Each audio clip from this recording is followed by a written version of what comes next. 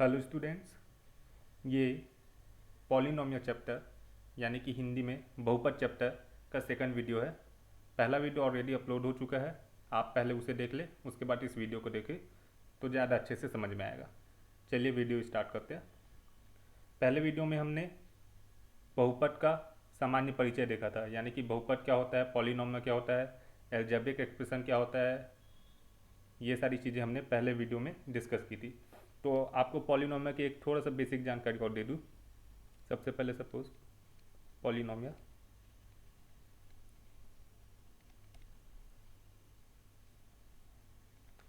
हमने algebraic expression में polynomial को छांटना सीख लिया था, यानी कि एल्जेब्रिक एक्सप्रेशन अगर आपके पास दिया हुआ है तो उसमें से कौन सा एल्जेब्रिक एक्सप्रेशन पॉलिनोमियल होगा, कौन सा नहीं होगा, ये आपको पहले वीडियो में बता दिया है। अब इस वीडियो में मैं आपको एक बेसिक से जानकारी देना चाहता हूँ। पहले तो सपोज एक एग्जांपल लिखते हैं पॉलिनोमियल का। जैसे सपोज लिख लिया एक्स क्यूब प्लस 5x²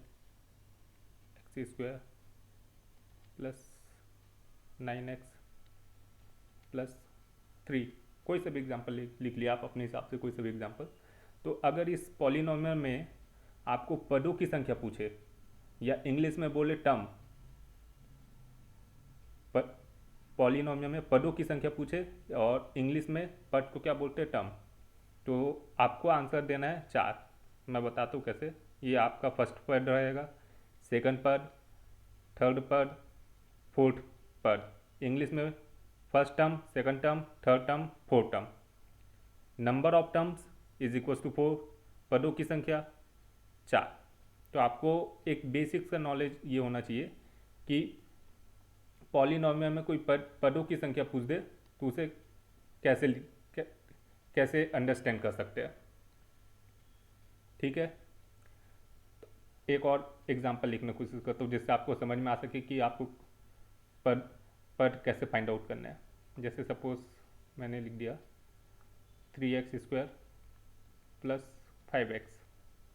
तो यहाँ पदों की संख्या कितनी है, एक और एक, दो, है ना। एक और एग्जांपल लिखता हूँ, सेम एग्जांपल लिख लेता हूँ। सपोज 3x² इंटू में 5x। ठीक है, तो अब पदों की संख्या बताइए। तो अब पदों की संख्या दो नहीं होगा। अब इसको आप सॉल्व करेंगे। पहले 15, 3 का मल्टीप्लाई 5 से, x² का मल्टीप्लाई x से, x³। अब पदों की संख्या कितनी हो गया, एक, है ना। तो आपको पहले पूरा एक्सप्रेशन सॉल्व करना है, उसके बाद ही पदों की संख्या बताना है और नंबर ऑफ टर्म्स बताना है। अब मैं इसको क्यों बता रहा हूँ, क्योंकि मैं आपको आगे आने वाले लेक्चर में मैं टर्म यूज़ करूँगा। जैसे सपोज मैं बोला किसी पॉलिनोमियल का फर्स्ट टर्म, तो फर्स्ट टर्म बोल रहा हूँ तो आपको समझ जाना है कि मैं x³ की बात कर रहा हूँ, मतलब वहाँ उस एक्सप्रेशन में जो भी टर्म लिखा होगा। थर्ड टर्म बोल दिया तो 9x की बात कर रहा हूँ। इस तरीके से आपको पता होना चाहिए कि अगर मैं थर्ड टर्म बोल रहा हूँ, सेकंड टर्म बोल रहा हूँ, फर्स्ट टर्म बोल रहा हूँ, तो उसका मतलब क्या है, मैं कौन से टर्म की बात कर रहा हूँ, एक पॉलिनोमियल में कौन से टर्म की बात कर रहा हूँ। तो एक बस बेसिक सा जानकारी आपको ये देना था कि पदों की संख्या कितनी होती है, टर्म, नंबर ऑफ टर्म्स कैसे फाइंड आउट करते हैं पॉलिनोमियल एक्सप्रेशन में। चलिए, अब पहले लेक्चर में हमने बहुपद का सामान्य परिचय देख लिया था। अब ये सेकंड लेक्चर है, इसमें हम एक बहुपद को दूसरे बहुपद से जोड़ना, घटाना, गुना करना और भाग देना, ये सारी चीज़ें देखेंगे। तो आपका प्लस, माइनस और मल्टीप्लाई, ये तो आप पहले से ही सीखते आ रहे हैं। इसमें जो मेन है आपका कोर्स में मोस्ट इंपॉर्टेंट जो एग्ज़ाम में आता है वो है डिवीज़न, यानी कि एक बहुपद को दूसरे बहुपद से भाग देना, एक पॉलिनोमियल का दूसरे पॉलिनोमियल से डिवीज़न करना। तो चलिए उसी को आगे देखते हैं। ये आपके बुक में कुछ एग्जांपल दिए हुए, तो एक एक एग्जांपल ले लेते हैं। ऐड करने का, एक माइनस करने का और एक मल्टीप्लाई करने का। उसके बाद डिवीज़न वाले का हम बहुत सारे एग्जांपल देखेंगे और आगे डिस्कस करेंगे।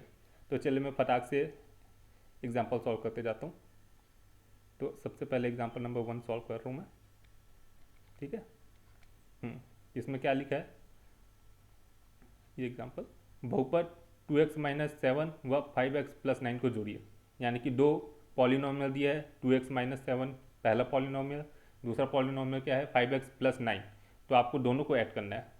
तो चलिए भैया ऐड कर देते हैं, है ना। 2x - 7 -7, ये आपका फर्स्ट पॉलिनोमियल आ गया। तो इसको आप क्या करो, ब्रैकेट में लिखते चलो, है ना। पहला स्टेप आप ये लिख ऐसे ही किया करो, बीच में प्लस साइन क्योंकि ऐड करने बोला है। अब 5x + 9।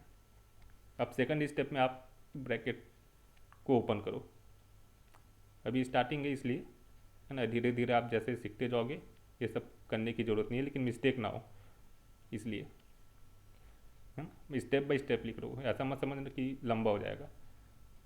देखो अब x वाले को एक साथ लिखो, 2x + 5x,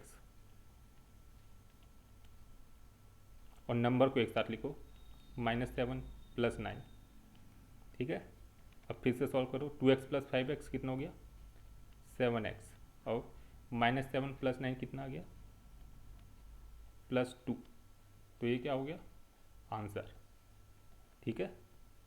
अब आप जब प्रैक्टिस हो जाएगा तो ये लाइन के बाद सीधा आप इसको लिखिएगा, है ना। दोबारा इसको एक साथ लिखने की भी ज़रूरत नहीं है, लेकिन जब प्रैक्टिस हो जाने के बाद आप सीधा 2x + 5x उसका 7x लिख दीजिए, -7 + 9 +2। तो इस स्टेप के बाद सीधा ये स्टेप भी लिख सकते हैं, लेकिन पहले आप प्रैक्टिस कर लो, स्टेप बाय स्टेप लिखते चलो, इससे मिस्टेक होने के चांसेस बहुत कम है। तो ये पहला एग्जाम्पल था, सिंपल सा दो बहुपद को ऐड करना। दूसरे एग्जाम्पल की ओर चलते हैं। अब मैं एग्जाम्पल 2 सॉल्व कर रहा हूँ, है ना। ये हैंड राइटिंग पर ध्यान मत देना। इसमें क्या बोला है, बहुपद 3x² + 2x - 3 में से x² + 3x - 4 को घटाइए, यानी कि आपको क्या बोला है, फिर वही ब्रैकेट लगा के लिखो तो मिस्टेक कम होगा। 3x² + 2x - 3 में से, यानी माइनस करना है, x² + 3x - 4। देखो अब ब्रैकेट लगाने का फ़ायदा मैं बता रहा हूँ आपको, ये आप ब्रैकेट हटाइए, 3x² + 2x - 3। अब यहाँ आपको ब्रैकेट लगाने की वजह से यहाँ आसानी हो जाएगा, क्योंकि आप माइनस करो तो अंडर ब्रैकेट के सभी साइन चेंज हो जाएंगे, -x², ये साइन चेंज हो जाएगा क्योंकि आप ब्रैकेट ओपन कर रहे हो, ब्रैकेट के पहले माइनस साइन है, -3x + 4। ये सारी छोटी छोटी चीज़ें जो लंबे कैलकुलेशन में बहुत काम आते हैं, है ना। अब आप चाहो तो एक साथ पूरे x² वाले को पहले एक साथ लिखो, फिर x वाले को एक साथ लिखो, नंबर को एक साथ लिखो, ऐसा भी कर सकते हो, और डायरेक्ट भी आप कैलकुलेशन कर सकते हो जैसे मैं करते जा रहा हूँ। देखो 3x² में से x² माइनस हो गया, क्या बचा, 2x², ठीक है। अब देखो सिर्फ x का पावर 1 वाले को देखो, ये है 2x, है ना, और ये है -3x, दोनों को माइनस करोगे क्या बचेगा, प्लस माइनस हो रहा है तो माइनस होगा, -x। अब बचा नंबर -3 + 4 + 1, ठीक है। तो ये आपका आंसर आ गया, ओके। अच्छा आपको एक चीज़ और बता देता हूँ, एग्ज़ाम एक कुछ मिस्टेक होते हैं तो, है ना। जैसे कि सपोज कहीं लिखा है 5x² + 2x², है ना। तो ये क्योंकि x का पावर सेम है, x का घात सेम है, x², तो ये दोनों ऐड हो जाएंगे, 5 + 2 7x², है ना। लेकिन अगर इसके जगह ऐसा लिखो 5x² + 2x, तो यही फाइनल आंसर है, अब इससे ज़्यादा और ऐड नहीं हो सकता, ठीक है। तो ये मिस्टेक नहीं होना चाहिए कि ऐड तभी होगा जब उसका पावर सेम हो, मतलब एक जैसे चीज़ों का एडिशन होगा। ये x² और 2x ऐड, ये ऐड हो चुका है, इससे ज़्यादा और ऐड नहीं होगा, है ना। सेम इसी तरह माइनस के केस में भी होगा, लेकिन जब हम मल्टीप्लाई की बात करते हैं तो पावर सेम होना ज़रूरी नहीं है। जैसे 5x² इंटू प्लस के जगह आप 2x कर देते हैं, है ना, यहाँ प्लस साइन के हटा के मल्टीप्लाई कर दिए, तो मल्टीप्लाई ज़रूर हो जाएगा, नंबर का मल्टीप्लाई नंबर के साथ, तो 5 × 2 10, और वेरिएबल का मल्टीप्लाई वेरिएबल के साथ। देखो यहाँ x का पावर 2 है और यहाँ x का पावर 1 है, फिर भी मल्टीप्लाई होगा, और ये मल्टीप्लाई होकर एडिशन हो जाता है उसका पावर, तो x का पावर 3, है ना। तो आपको ये बेसिक कैलकुलेशन आपको आना चाहिए, नहीं तो इसके बिना आगे बहुत दिक्कत जाएगा। तो हमने एडिशन वाला भी एक एग्जांपल देख लिया, दूसरा माइनस वाला भी एक एग्जाम्पल देख लिया, अब तीसरा मल्टीप्लाई वाला एग्जाम्पल देखते हैं। तो एग्जाम्पल नंबर 3,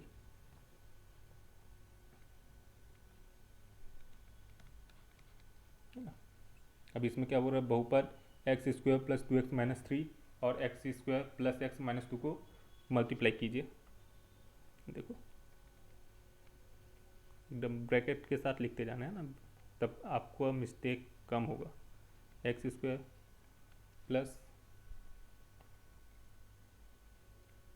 2x माइनस 3, ये अब मल्टीप्लाई, ये मल्टीप्लाई का निशान भी लगा सकते हो, डॉट भी लगा सकते हो। X square plus x minus 2। अब देखो ब्रैकेट यहाँ कैसे अच्छे से यूज़ होता है। अब आपको क्या करना है, ये जो पहला टर्म है, देखो मैं यहाँ टर्म यूज़ करूँ तो आपको समझ जाना, फर्स्ट टर्म बोला यानी एक्स स्क्वायर की बात कर रहा हूँ। एक्स स्क्वायर फर्स्ट टर्म, तो फर्स्ट टर्म का मल्टीप्लाई पूरा इसके साथ होगा, x square plus x minus 2। इसी तरह सेकंड टर्म साइन के साथ प्लस 2x का मल्टीप्लाई पूरे x square plus x minus 2 के साथ होगा। इसी तरह थर्ड टर्म -3 का पूरा के मल्टीप्लाई, -3 का मल्टीप्लाई पूरे x square plus x minus 2 के साथ होगा। तो एक एक करके लिखते जाता हूँ मैं। एक्स स्क्वायर, इसका फर्स्ट टर्म का मल्टीप्लाई पूरे दूसरे पॉलीनोमियल के साथ, x square plus x minus 2। Same इसी तरह सेकंड टर्म साइन के साथ 2x, इसका multiply x square plus x minus 2, है ना। इसी तरह -3, इसका multiply x square plus x minus 2। अब एक एक करके इस ब्रैकेट को ओपन करने की कोशिश करेंगे, है ना। ये एक्स स्क्वायर का मल्टीप्लाई एक्स स्क्वायर के साथ, पावर ऐड हो जाएगा, एक्स का power 4 plus x square into x, x का power 3 plus minus minus x square into 2, 2x square, फिर plus sign 2x into x square. पहले नंबर का मल्टीप्लाई करो, 2 इंटू 1 2, फिर वेरिएबल का मल्टीप्लाई करो, x into x square x cube, फिर plus plus plus 2x square plus minus minus number का multiply 4 और x का मल्टीप्लाई किसी के साथ नहीं, मैंने सिर्फ x।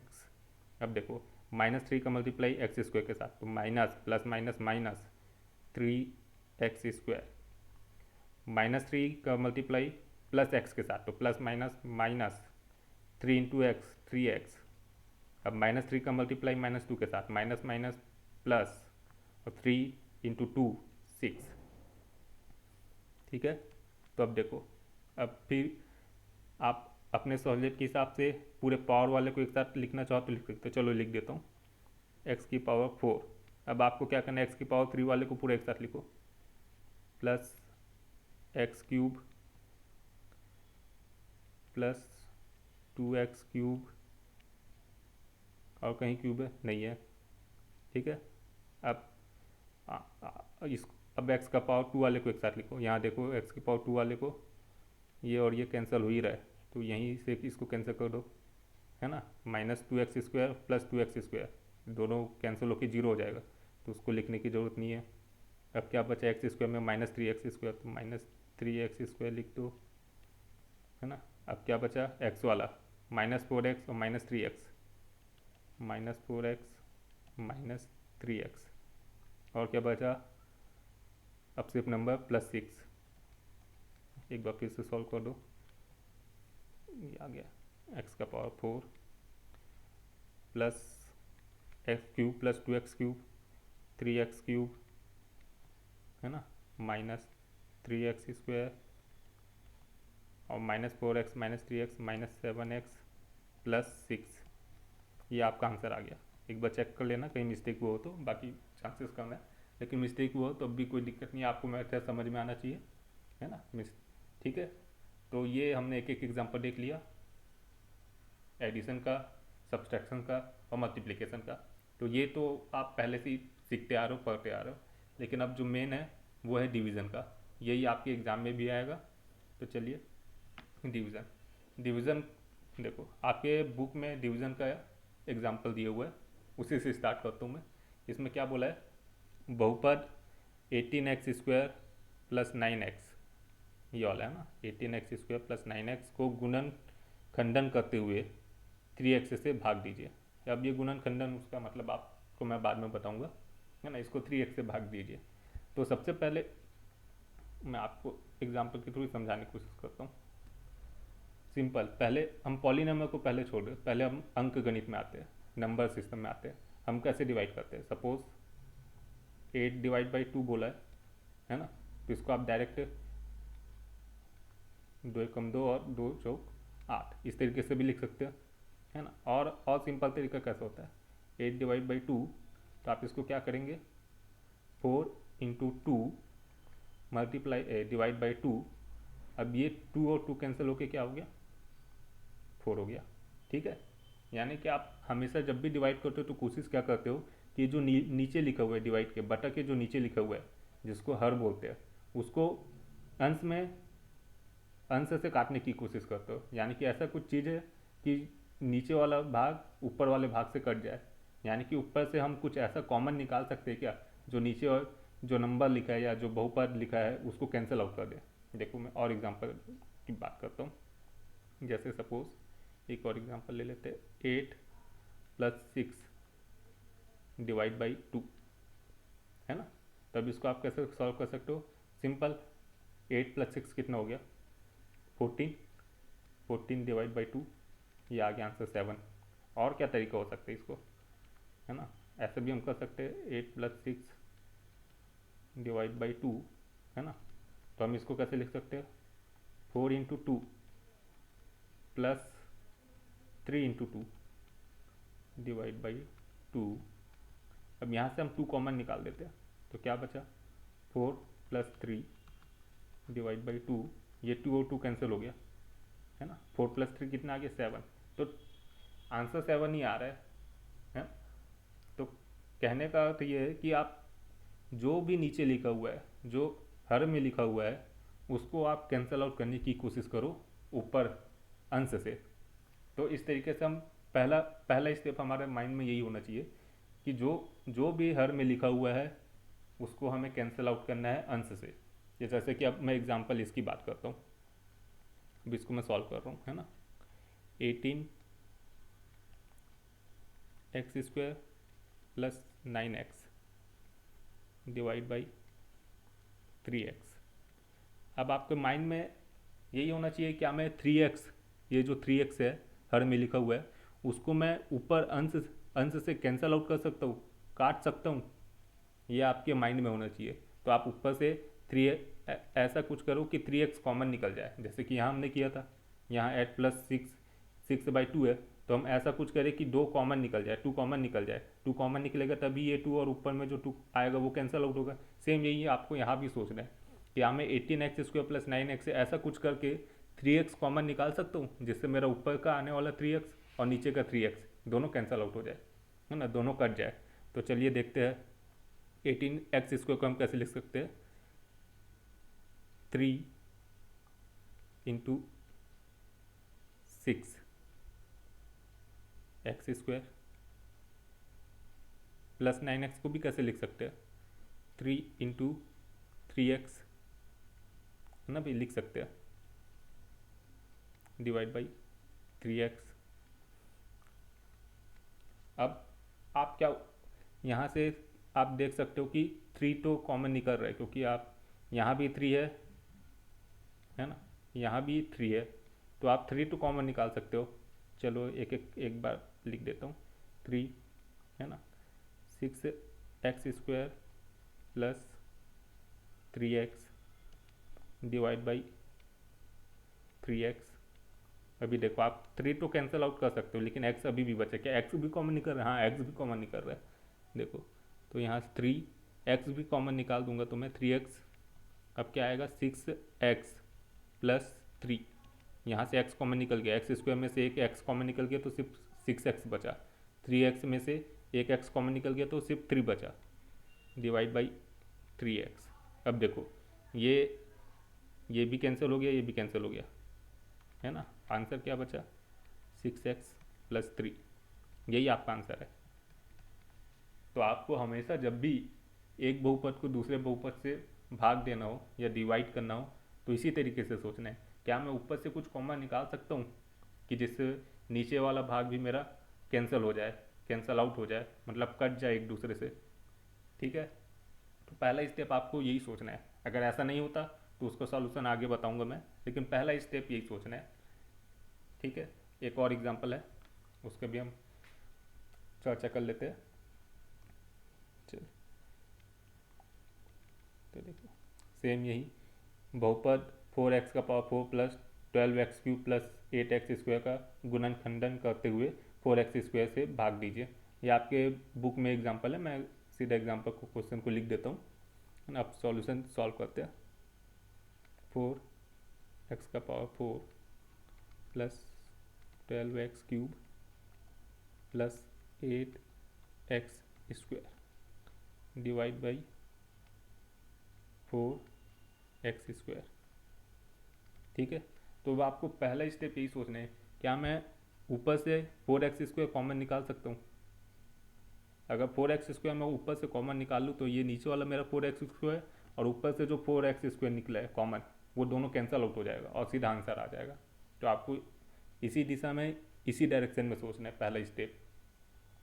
तो देखते हैं यहाँ 4, हम इसको चलिए लिखने की कोशिश करते हैं। 4x² के कॉमन निकाल सकता हूँ। पहला टर्म देखो, फर्स्ट टर्म में लिख लो 4x² इंटू x², सेम मतलब वही हुआ 4 का 4, x का पावर 4 है, यहाँ x² लिखा है, x² लिखा है, यानी कि मल्टीप्लाई x² का मल्टीप्लाई x² के साथ करूँगा तो x का पावर 4 बन जाएगा। यहाँ 2 + 2 होके x का पावर 4 बन जाएगा। इसी तरह क्या मैं यहाँ से 4x² मल्टीप्लाई 3x से लिख सकता हूँ। देखो 12x³, पहले 12x³ नंबर का मल्टीप्लाई नंबर के साथ, 4 × 3 12, ओके, x का पावर 3, तो x² इंटू x का पावर 3, x³ बिल्कुल लिख सकता हूँ। और क्या चाहिए, 4x² इंटू 2, हाँ इंटू 2, बस सिर्फ 2। ठीक है, 8x² है ना, तो 4x² इंटू 2, हाँ बिल्कुल लिख सकता हूँ, क्योंकि 4 × 2 8 हो गया, x² तो x² है, डिवाइड बाई 4x²। अब देखो, अब यहाँ पूरे ऊपर से मैं 4x² कॉमन निकाल सकता हूँ, 4x² कॉमन निकाल दिया। ठीक है, तो क्या बचा यहाँ, अब यहाँ देखिए सिर्फ x² बचा, प्लस साइन 4x² यहाँ से भी कॉमन निकल गया, तो क्या बचा 3x बचा, फिर से प्लस साइन 4x² यहाँ से भी कॉमन निकल गया, 2 बचा, डिवाइड बाई 4x²। अब देखो ये एक दूसरे से कैंसिल आउट हो गए एक एक बार में। क्या बचा, x² प्लस 3x प्लस 2, यही आपका आंसर है ना। तो अभी पहले 3 एग्जाम्पल में हमने प्लस माइनस और मल्टीप्लिकेशन सीखा। अब डिवीज़न की जब भी हम बात करेंगे तो पहले स्टेप हमारे माइंड में यही आना चाहिए, क्या हम अंश में से ऐसा कुछ कॉमन निकाल सकते हैं कि जो हर के साथ कैंसिल आउट हो जाए। इंग्लिश में बोलूँ तो न्यूमरेटर से हम ऐसा कुछ कॉमन निकाल सकते हैं कि वो डिनोमिनेटर से डायरेक्ट कैंसिल आउट हो जाए, एक दूसरे से कट जाए। तो इस तरीके से हमें पहला इसी डायरेक्शन में सोचना है। ठीक है, तो ये डिवीज़न का भी एग्जाम्पल हो गया। अब अगर ऊपर से कुछ कॉमन नहीं निकलता है तो कैसे सॉल्व करेंगे, इसके बारे में भी चर्चा करेंगे, लेकिन उसके पहले मैं आपको कुछ और चीज़ें बता देता हूँ, है ना। जैसे एग्जाम्पल सबसे बेस्ट होता है एग्जाम्पल से ही समझना। जैसे सपोज यहाँ मैं एग्जांपल ले लेता हूँ 25। ठीक है, अगर मैं 25 को चलो 7 से डिवाइड करता हूँ, ठीक है, तो कैसे होगा, इसको यहाँ क्या आ जाएगा 4, ये हो जाएगा माइनस, नहीं हाँ यहाँ 3 आ जाएगा और यहाँ 4 आ जाएगा। ठीक है, 7 से डिवाइड करने पे। तो अब इसको बोलते क्या क्या है ये आपको पहले बता देता हूँ। जो 25 होता है 25 लिखे यहाँ एग्जाम्पल में, यानी कि जिसको डिवाइड कर रहे हैं, किसको डिवाइड कर रहे हैं हम, 25 को डिवाइड कर रहे हैं, है ना। जिसको डिवाइड कर रहे हैं उसको क्या बोलते हैं, डिविडेंड।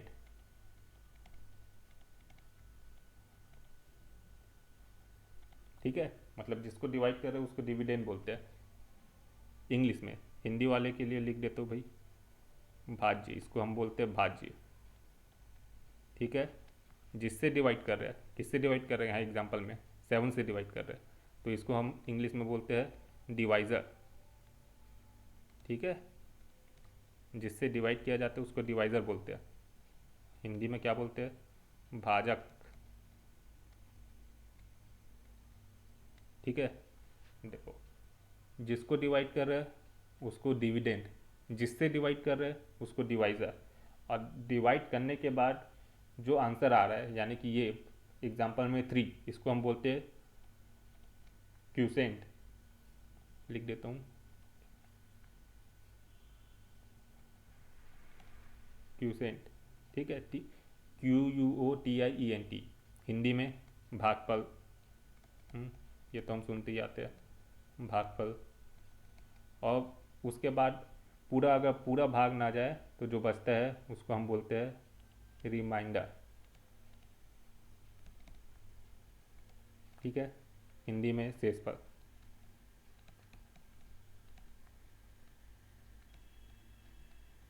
ठीक है, शेषफल। तो आपको ये, किसी डिवीज़न में 4 चीज़ें होती है। पहला किसको डिवाइड करना है, दूसरा किससे डिवाइड करना है, तीसरा डिवाइड करने के बाद जो आंसर आता है भागफल और शेषफल। ठीक है, तो जिसको डिवाइड करना है उसको डिविडेंड बोलते हैं, जिससे डिवाइड कर रहे हैं उसको डिवाइज़र बोलते हैं। जो आंसर आएगा डिवाइड करने के बाद उसमें से एक होता है भागफल, दूसरा होता है शेषफल। तो ये डिवीज़न में 4 चीज़ें होती है, आपको ये पता होना चाहिए, डिविडेंड, डिवाइज़र, क्यूसेंट और रिमाइंडर। ठीक है, तो एक बार मैं इसको अच्छे से लिख देता हूँ जिससे आपको इसको दिक्कत ना हो बार बार। यहाँ पास लिख देता हूँ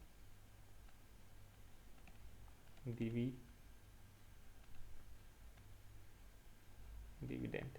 इसको इसको हम किससे डिवाइड करते हैं, डिवाइज़र से। ठीक है, आंसर क्या आता है, क्वोशेंट।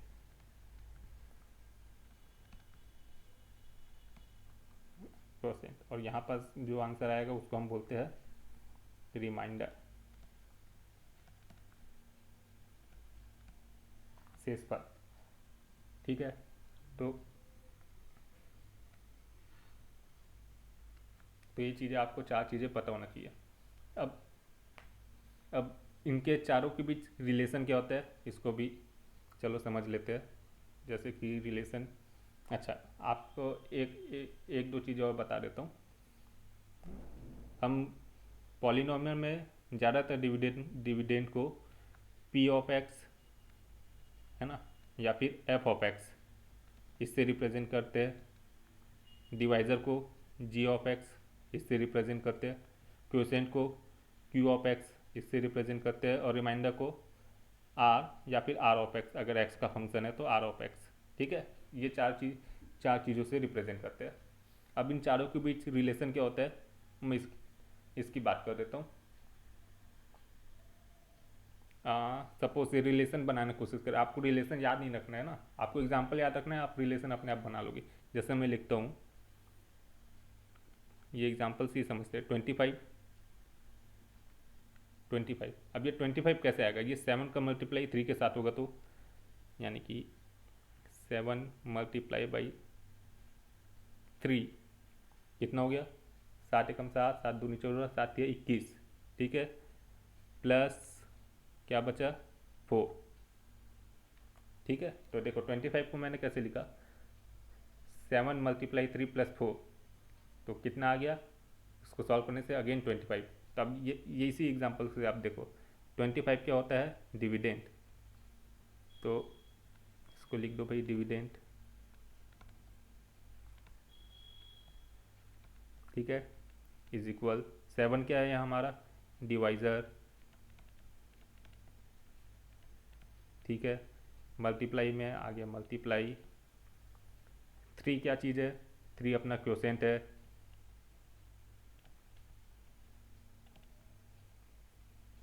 ठीक है, प्लस 4, 4 क्या चीज़ है अपना?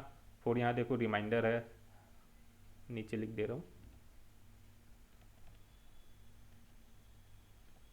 ठीक है, यहाँ ब्रैकेट लगाना है तो ब्रैकेट लगा दो और अच्छा दिख जाएगा। तो देखो, आपको ये फॉर्मूला याद रखने की ज़रूरत नहीं है, कोई सा भी एग्जांपल ले लो। 25 की जगह आप कुछ भी ले लो, जैसे कि 9 ले लेता हूँ। 9 डिवाइड बाई 2 कर लेता हूँ, कितने बार में चले जाएगा? 4, यहाँ आ जाएगा 8, यहाँ 1 रिमाइंडर। तो आप इसको आसानी से लिख सकते हैं। 9 कैसे बना है आपका? 2 मल्टीप्लाई बाई 4 प्लस 1। तो आप लिख जान जाओगे 9 क्या, 9 को क्या बोलते हैं? डिविडेंड बोलते हैं। 2 क्या है? यहाँ डिवाइज़र है। 4 क्या है? क्वोशेंट है। और 1 क्या है? रिमाइंडर। तो आपको फॉर्मूला याद रखने की जरूरत नहीं है, कन्फ्यूज़ हो जाओगे। सीधे एग्जाम्पल से लो, सीधा आपको फॉर्मूला याद हो जाएगा। अब डिविडेंड, डिविडेंड को हम ज़्यादातर पी ऑफ एक्स या एफ ऑफ एक्स से रिप्रेजेंट करते हैं। तो मान के चलो मैं यहाँ पी ऑफ एक्स लिख दे रहा हूँ। ठीक है, is equal to divisor, divisor को हम ज़्यादातर जी ऑफ एक्स से रिप्रेजेंट करते हैं। क्वेश्चन को हम क्यू ऑफ एक्स से रिप्रेजेंट करते हैं। और रिमाइंडर आर भी लिख सकते हो, आर ऑफ एक्स भी लिख सकते हो, क्योंकि ज़्यादातर रिमाइंडर नंबर में आता है तो हम आर भी लिख सकते हैं। और आर ऑफ एक्स भी लिख दोगे तो कोई गड़बड़ नहीं है, सब सही है। तो देखो, आपका ये फॉर्मूला बन गया P of X G of X into Q of X plus R of X, जहाँ पी ऑफ एक्स क्या है? डिविडेंट है।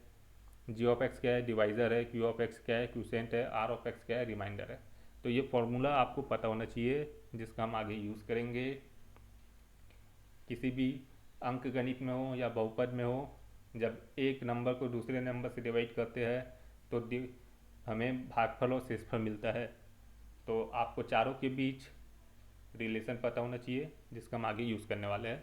ठीक है, तो ये आपका एक फॉर्मूला है जिसका आगे यूज़ करेंगे, और इसको आपको याद भी रख सकते हो। जिस तरीके से बताया उस तरीके से याद रख सकते हो, या तो आप सीधा याद भी कर सकते हो। याद करने में भी कोई दिक्कत नहीं है, एक लाइन का फॉर्मूला है। Dividend is equal to divisor multiply quotient plus remainder. याद करने की भी जरूरत नहीं है, 5-6 क्वेश्चन सॉल्व करोगे अपने आप याद हो जाएगा। ठीक है, तो इस वीडियो में अभी इतना ही रखते हैं। अगले वीडियो में अगर हम कॉमन निकाल के डिवाइड नहीं कर सकते तो उसको कैसे सॉल्व करेंगे, इसका डिस्कस करेंगे। ठीक है, तो इस लेक्चर के लिए बस इतना ही। अगर वीडियो पसंद आ रहा होगा तो सब्सक्राइब कर देना, लाइक भी कर देना। Thank you.